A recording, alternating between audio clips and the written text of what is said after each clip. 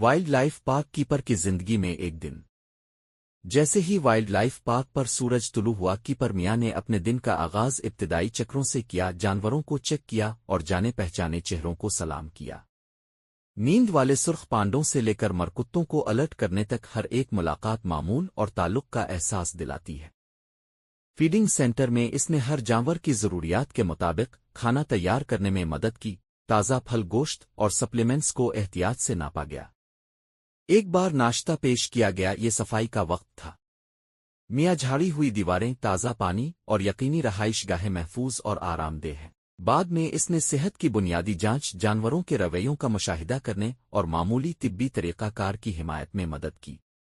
افزودگی کے بعد ریچھوں کے لیے برف کا علاج، ہیناس کے لیے پزل فیڈر اور زرافوہے کے لیے اونچی جگہ پر رکھی شاخوں نے جانوروں کو مشغول اور محرک رکھا۔ اس دوپہر میاں نے ایک ٹور کی قیادت کی، زائرین کو تحفظ اور بچائے گئے جانوروں کی کہانیوں سے آگاہ کیا۔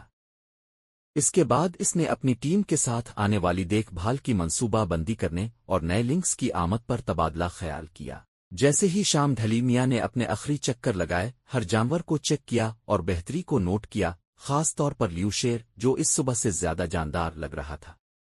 تھکی ہوئی لیکن پوری ہو گئی، اس نے درختوں کے پیچھے سورج کو ڈوبتے دیکھا، یہ جان کر کے اس نے ان کی دنیا میں فرق کر دیا ہے۔